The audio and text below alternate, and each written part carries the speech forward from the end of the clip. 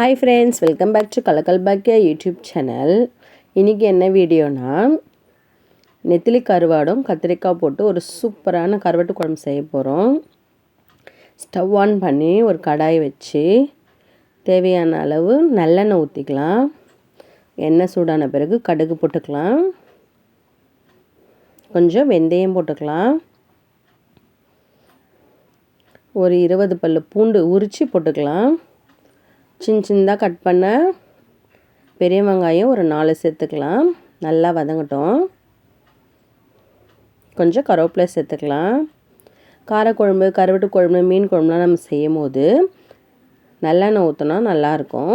2 வரமிளகாவை 2ஆக cut பண்ணி போட்டுக்கலாம். Video பார்க்குற ஃப்ரெண்ட்ஸ் ஒரு லைக் பண்ணுங்க.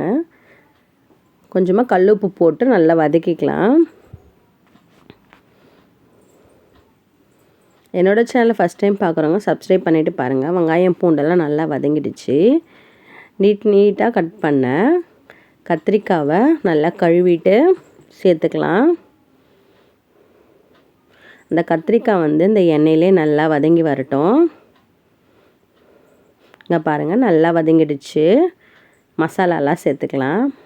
மஞ்சத்தூள் போட்டுக்கலாம், ஒரு 2 ஸ்பூன் மிளகாத்தூள் போட்டுக்கலாம், 2 ஸ்பூன் தனியாத்தூள் போட்டுக்கலாம், காஷ்மீரி மிளகாத்தூள் கொஞ்சம் போட்டுக்கு எல்லாத்தையும் இந்த மசாலாலாம் நல்லா எண்ணெயில் வதக்கி விட்டுக்கலாம். யாராருக்கெல்லாம் கருவாட்டு குழம்பு பிடிக்கும்னு கமெண்ட் பண்ணுங்கள். ஒரு 3 பெரிய தக்காளியை மிக்ஸி ஜாரில் அரைச்சி சேர்த்துக்கலாம். இன்றைக்கி எங்கள் வீட்டில் நெத்திலி கருவாட்டு குழம்பும் அவிச்ச முட்டையும் அப்பளமும். உங்கள் வீட்டில் என்ன லஞ்சுன்ட்டு கமெண்ட் பண்ணுங்கள். நல்லா கலந்து விட்டுக்கலாம். இப்போ க்ளீன் பண்ணி வச்ச கருவாடை நல்லா சுடு தண்ணியில் போட்டு கழுவி வச்சுருக்கேன் மஞ்சள் போட்டு. அந்த நெத்திலி கருவாடை நம்ம சேர்த்துக்கலாம். இந்த குழம்பு அவ்வளோ டேஸ்ட்டாக இருக்கும்.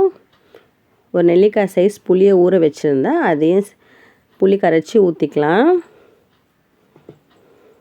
தேவையான அளவு தண்ணி ஊற்றி நல்லா உப்பு காரெல்லாம் செக் பண்ணிக்கோங்க. ஒரு தட்டு போட்டு மூடி வச்சிடலாம்.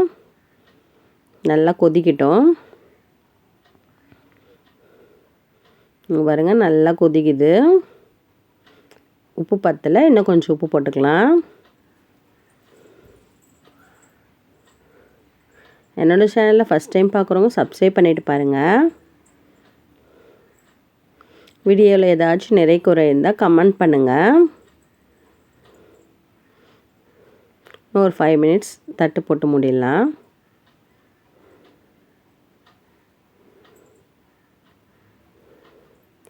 இங்கே பாருங்கள், வாவ், எண்ணெய் பிரிஞ்சு எவ்வளோ சூப்பராக வந்திருக்கு பாருங்கள்.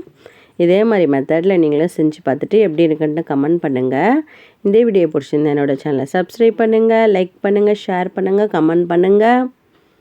தொடர்ந்து நீங்கள் கொடுக்குற ஆதரவுக்கு ரொம்ப நன்றி. தேங்க்யூ ஃபார் வாட்சிங். Thank you friends.